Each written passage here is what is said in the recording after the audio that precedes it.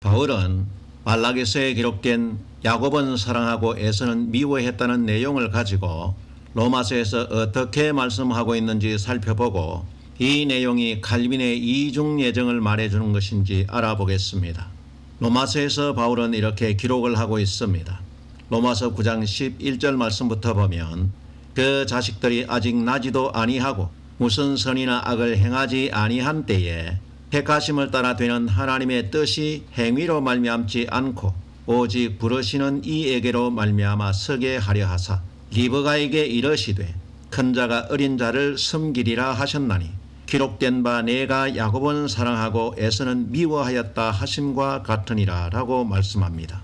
바울은 말하기를 야곱과 에서가 아직 태어나지도 않았고 또 무슨 선과 악을 행하지도 않았을 때 하나님께서 부르시는 대로 구원을 이루게 하기 위해서 야곱은 사랑하고 에서는 미워했다고 말씀하고 있습니다. 그런데 이 말씀이 세 가지 말씀을 연합해서 말씀하고 있기 때문에 무슨 말인지 분간이 잘 안 됩니다. 바울의 말이 이해하기 어렵지만은 그 내용은 이런 것입니다.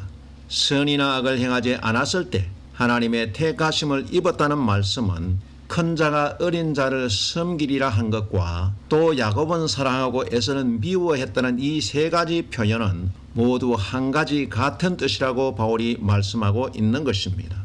야곱과 에서가 선이나 악을 행하지 않았을 때 택하심을 따라 이미 정해졌다는 것이 무슨 뜻입니까? 이 말씀은 하나님의 뜻대로 예정하시고 그 예정하신 것을 사람의 뜻이 개입되지 않고 오직 하나님의 작정하신 대로 일을 하신다는 것을 이루는 말씀입니다. 그렇다면 이 말씀이 악을 행하든지 선을 행하든지 행위를 보지 않고 무조건 하나님의 택하심만 있으면 구원을 받을 수 있다는 뜻입니까? 이 말씀은 그런 뜻이 아니라 하나님의 구원의 척도를 항상 변하고 영존하지 못하는 사람의 행동에 의존하지 않는다는 말씀입니다. 하나님께서 이미 창세 전에 아브라함에게 준 육체의 할례 행위를 통해서 구원하지 않으시고 하나님께서 리브가에게 약속하신 언약의 씨로 오신 예수님으로 마음의 할례를 받은 자를 구원의 표준으로 정하셨다는 말씀입니다. 이러한 뜻은 이미 창세전에 에서와 야곱이 태어나기도 전에 정해졌다는 것입니다. 이것은 두 형제의 이야기를 가지고 하나님의 뜻을 이스라엘 백성들에게 여러 가지 방법으로 말씀하신 것입니다. 말라기서에 기록한 야곱과 에서의 내용을 바울이 언약 관계로 보면서 창세기와 함께 좀 더 자세히 말씀하고 있는 것이 로마서입니다. 그래서 바울은 창세기의 야곱과 에서의 언약을 말하기 전에 아브라함과 이삭의 언약부터 언급하고 있습니다. 로마서 9장 6절 말씀부터 보면 또한 하나님의 말씀이 폐하여진 것 같지 않도다. 이스라엘에게서 난 그들이 다 이스라엘이 아니요 또한 아브라함의 씨가 다 그 자녀가 아니라 오직 이삭으로부터 난 자라야 내 씨라 칭하리라 하셨으니 본 육신의 자녀가 하나님의 자녀가 아니라 오직 약속의 자녀가 씨로 여기심을 받느니라 라고 말씀하고 있습니다. 바울은 말하기를 육체의 할례를 받았다고 아브라함의 씨가 다 아브라함의 자녀가 아니고 이삭으로 난 자라야 내 씨라 칭하리라 하였지만은 약속을 받은 야곱의 자녀들도 다 이스라엘이 되지 못하고 예수 그리스도로 말미암은 자녀가 하나님의 약속의 자녀라고 말씀하고 있는 것입니다. 바울은 에서와 야곱을 말하면서 이삭으로 말미암은 약속의 자녀와 육신의 자녀를 말씀하고 있는 것이죠. 그렇다면 이삭의 씨가 되는 약속의 자녀가 야곱을 말씀하고 있는 것입니까? 바울이 말하고자 하는 것은 이삭으로 말미암은 약속의 씨가 야곱이 아니라 예수 그리스도를 나타낸다고 말씀하고 있는 것입니다. 그래서 로마서 10장 4절 말씀에 보면 그리스도는 모든 믿는 자들에게 의를 이루기 위하여 율법의 마침이 되시니라 라고 말씀하고 있죠. 바울은 로마서에서 모든 믿는 자들에게 야곱은 사랑하고 에서는 미워했다는 하나님의 뜻을 이루기 위해서 그리스도께서 약속하신 율법의 마침이 되는 종결자로 오셨다고 말씀하고 있는 것입니다. 아브라함의 언약도 이삭의 언약도 야곱의 언약도 그 언약의 마침은 예수 그리스도라는 것입니다. 바울이 야곱과 에서의 사건을 통해서 말하고자 하는 핵심은 언약으로 인한 약속의 자녀는 야곱의 후손뿐 아니라 모든 민족이라고 말씀하고 있는 것입니다. 그래서 말라기 선지자도 에서와 야곱의 언약을 말하면서 이방인들을 이렇게 말씀하고 있습니다. 말라기 1장 5절 말씀에 보면 너희는 목도하고 이르기를 여호와께서는 이스라엘 지경 밖에서 크시다 하리라 라고 말씀하고 있고, 또 1장 11절 말씀에 보면 만군의 여호와가 이르노라 해 뜨는 곳에서부터 해 지는 곳까지 이방민족 중에서 내 이름이 크게 될 것이라. 각처에서 내 이름을 위하여 분향하며 깨끗한 제물을 드리리니 이는 내 이름이 이방민족 중에서 크게 될 것임이니라 라고 말씀하고 있죠. 말라기 선지자는 야곱을 사랑하고 에서를 미워했는데 왜 이방인들 중에서 하나님의 이름이 크게 되고 이방인들이 하나님께 분향하며 깨끗한 제물을 드린다고 말씀하고 있을까요? 말라기 선지자도 바울과 동일하게 야곱과 에서의 언약을 통해서 이방 민족들이 육체의 할례가 없어도 하나님께 분향을 하고 거룩한 제물을 드리는 언약의 자녀가 된다고 말씀하고 있는 것입니다. 말라기 선지자는 간단히 말씀하고 있지만은 바울은 로마서에서 자세하게 설명해 주고 있는 것입니다. 바울은 이러한 내용을 좀 더 발전시켜서 진노의 그릇과 영광 받기로 준비된 그릇으로 말씀하면서 하나님의 예비하신 그릇은 유대인이나 이방인이나 차별이 없이 예수 그리스도로 말미암아 얼마든지 하나님의 부르신 자들이 구원을 얻는다고 말씀하고 있습니다. 그래서 바울은 로마서 9장에서 이렇게 말씀하고 있습니다. 로마서 9장 24절 말씀부터 보면 이 그릇은 우리니 곧 유대인 중에서 뿐 아니라 이방인 중에서도 부르신 자니라. 호세아 그래도 이르기를 내가 내 백성 아닌 자를 내 백성이라 사랑치 아니한 자를 사랑한 자라 부르리라. 너희는 내 백성이 아니라 한 그곳에서 저희가 살아계신 하나님의 아들이라 부름을 얻으리라 함과 같으니라 라고 말씀하고 있습니다. 바울은 호세아의 글을 인용해서 유대인뿐만 아니라 이방인들도 얼마든지 하나님의 부름을 받고 하나님의 백성이 된다고 말씀하고 있습니다. 이방인들이 하나님의 자녀가 되는 것은 아브라함의 육체의 할례 행위가 아니요 오직 이삭의 씨로 오신 예수 그리스도를 믿음으로 말미암아 된다는 것입니다. 바울은 야곱과 에서의 결론을 이렇게 말씀하고 있습니다. 로마서 9장 30절 말씀부터 보면 그런즉 우리가 무슨 말하리요 의를 좇지 아니한 이방인들이 의를 얻었으니 곧 믿음에서 난 의요 의의 법을 쫓아간 이스라엘은 법에 이르지 못하였으니 어찌 그러하뇨 이는 저희가 믿음에 의지하지 않고 행위에 의지함이라 부딪힐 돌에 부딪혔느니라 라고 말씀합니다. 야곱과 에서의 언약에서 보면 이삭의 씨로서 하나님의 선택을 받았던 야곱의 후손들은 부딪힐 돌에 부딪혀서 제사장들처럼 버림을 받았고 율법의 의를 모르던 이방인들이 의를 얻었는데 곧 예수 그리스도로 말미암아 의롭게 되었다고 말씀하고 있습니다. 이스라엘이 부딪힌 돌이 무엇입니까? 건축자들이 버린 모퉁이 돌이 되시는 예수 그리스도를 말씀하고 있는 것입니다.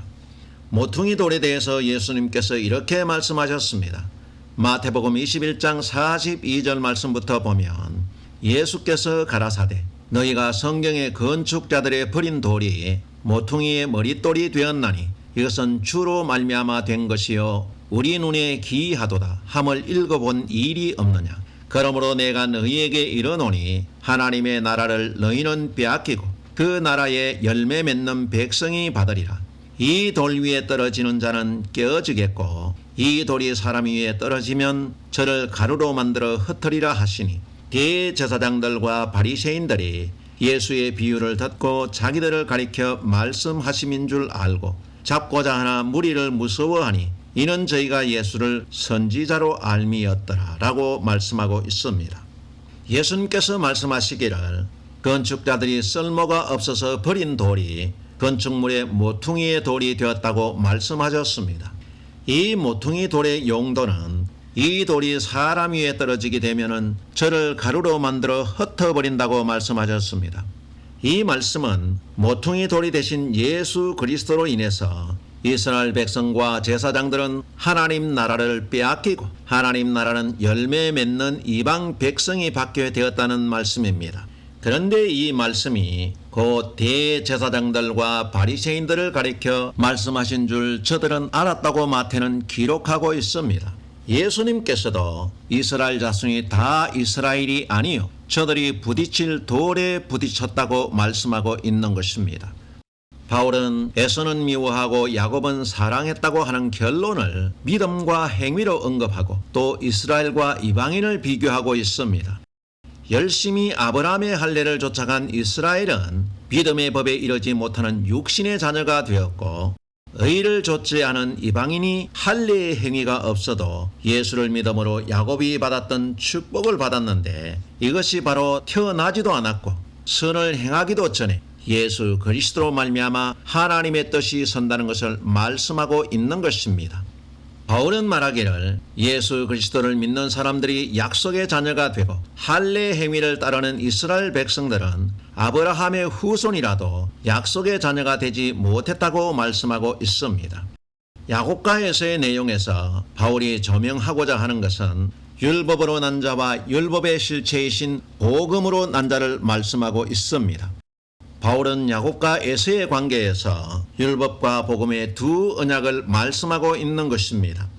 모세의 율법을 받은 이스라엘은 할례로 하나님의 백성이 되는 것으로 믿었지만 바울은 할례의 행위가 없어도 예수 그리스도를 믿음으로 말미암아 유대인이나 헬라인이나 모두 약속의 자녀가 된다고 말씀하고 있습니다. 로마서 2장 28절 말씀부터 보면 대저 표면적 유대인이 아니요 표면적 육신의 할례가 아니라 오직 이면적 유대인이 유대인이며 할례는 마음에 할지니 신령에 있고 의문에 있지 아니한 것이라. 그 칭찬이 사람에게서가 아니요 다만 하나님에게서니라 라고 말씀하고 있습니다. 그러므로 육체적으로 할례를 받았다고 다 유대인이 되는 것이 아니요 할례는 마음에 하는 것이 신령한 것이라고 말씀하고 있습니다. 야곱이 에서의 향기로 축복을 받아서 제사장 나라가 되었지만 육체의 의로는 도리어 부딪힐 돌에 부딪혀 깨어졌고 도리어 이방인들이 하나님의 의를 얻었다고 말씀하고 있는 것입니다. 유대인들은 할례가 아브라함을 통한 이스라엘 민족의 특권으로 생각했지만은 바울은 할례는 마음에 하는 것이요 육신의 할례는 아무런 의미가 없다고 말씀하고 있습니다. 오늘날에는 할례가 큰 문제가 되지 않습니다. 그러나 바울 시대는 할례가 유대교 정체성을 부정하는 것이기 때문에 바울은 다른 사도들보다 집요하게 유대인들의 암살 표적 대상이 되었던 것입니다. 그러나 바울은 암살의 표적이 된 것을 알고도 죽음을 두려워하지 않고 끝까지 무할례를 주장했습니다. 사도행전 15장 1절 말씀에도 보면 어떤 사람들이 유대로부터 내려와서 형제들을 가르치되 너희가 모세의 법대로 할례를 받지 아니하면 능히 구원을 얻지 못하리라 하니라. 바울과 바나바와 저희 사이에 적지 아니한 다툼과 변론이 일어난지라. 형제들이 이 문제에 대하여 바울과 바나바와 및 그 중에 몇 사람을 예루살렘에 있는 사도들과 장로들에게 보내기로 작정하니라 라고 기록을 하고 있습니다. 유대로부터 내려온 교사들은 우리가 예수 그리스도도 믿어야 하지만은 모세가 전한 할례도 받아야 구원을 얻는다고 성도들을 가르쳤지만은 바울은 무할례를 주장했습니다. 그래서 바울과 초대 기독교회 교사들과 많은 충돌이 있었습니다. 바울은 할례의 행위가 없어도 예수 그리스도로 말미암아 마음의 할례를 통해서 아브라함의 후손이 된다는 것을 가르쳤습니다. 그러므로 바울은 아브라함과 이삭과 야곱의 하나님을 믿는 사람들은 할례의 행위와 상관이 없이 하나님의 택하신 자 예수 그리스도를 통해서 의롭다 하심을 얻고 약속의 자녀가 된다는 것을 말씀하는 것입니다. 여기서 바울은 에서와 야곱을 통해서 사랑을 받느냐 미움을 받느냐 말하는 것이 아니라 누가 약속으로 오신 예수 그리스도를 믿고 구원을 받는지를 말씀하고 있는 것입니다. 이 야곱과 에서의 언약을 윤리와 도덕적 기준으로 보고 야곱은 세상에서 축복을 받은 사람이고 에서는 축복을 받지 못한 사람으로 이해하게 된다면 성경에서 우리는 하나님의 나라와 언약을 볼 수가 없습니다. 바울과 말라기 선지자는 야곱과 에서의 관계를 단순한 애증의 관계로 말씀하고 있는 것이 아닙니다. 언약의 관계에서 말씀하고 있는 것입니다. 에서와 야곱의 언약은 버림받은 에서의 모습에서 예수 그리스도를 나타내고 야곱이 에서의 향치로 복을 받았지만은 육체적 이스라엘이 아니라 유대인이나 이방인이나 예수 그리스도로 말미암아 약속의 자녀가 된다는 것을 말씀하고 있는 것입니다. 에서와 야곱의 언약이 하나님께서 어떤 사람은 멸망받도록 창조하시고 어떤 사람은 구원받기로 개인 예정을 해놓았다는 칼빈의 이중 예정을 뒷받침해 주는 말씀이 아닙니다. 이 말씀은 철저하게 그리스도 중심적인 구원을 말씀하고 있는 것입니다. 야곱과 에서의 언약에서 버림을 받는 자는 그리스도입니다. 축복을 받은 사람은 야곱의 길을 따라서 하나님의 언약과 함께 고난을 받으면서 믿음으로 살아가는 사람들을 말씀하고 있는 것입니다. 여기서 선택은 하나님의 뜻을 순종하는 사람들이요, 유기는 자기의 맏아들 예수 그리스도입니다. 이 내용은 구약 성경에도 많이 말씀하고 있습니다. 6월절의 초태생 죽음에서도 잘 말씀하고 있지요. 칼빈의 말대로 하나님께서 개인의 선택과 개인의 유기를 미리 예정해 놓으셨다면 정말 우리가 믿는 하나님은 믿어서는 안 되는 나쁜 하나님이 되는 것입니다. 또한 하나님께서 악한 사람을 창조해 놓고 심판하기로 예정한 사람을 지옥으로 보내는 악을 창조한 악한 하나님으로 만드는 것입니다. 하나님께서 에서처럼 미워하는 사람들은 지옥을 보내기로 예정하셨다면 지옥 보낼 자들을 왜 창조하셨을까요? 하나님께서 개인의 선택과 유기를 작정해 놓으셨다면 우리는 힘써 하나님의 복음을 전할 필요도 없습니다. 하나님께서 이미 정해놓은 것을 목사와 전도자들이 바꿀 수 없기 때문입니다. 하나님의 이중 예정의 뜻을 바꿀 수 없는데 이런 이중 예정을 전하는 목사들이 왜 교회를 운영합니까? 먹고 살기 위해서 직업으로 하십니까? 아니면은 이중 예정을 전하는 목사들은 하나님의 계획을 바꿀 수 있는 능력이 있습니까? 이런 잘못된 복음 때문에 악하게 살아도 행위와 상관이 없이 11조를 내고 교회만 나오게 되면 하나님의 선택에 의해서 구원받을 줄 아는 지옥 갈 신자들이 줄줄이 배출되는 것입니다. 하나님의 말씀을 맡았고 언약의 조상들을 둔 이스라엘 백성들이라 해도 악을 행하고 불순종하는 제사장들을 버렸습니다.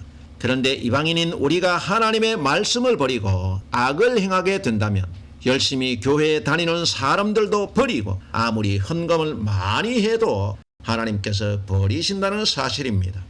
야곱과 에서의 말씀을 가지고 잘못된 이중 예정을 믿기 때문에 예배당과 목사가 천국 가는 구원의 도장을 찍어주는 줄 알고 목사 말만 믿다가 지옥 가게 되는 것입니다.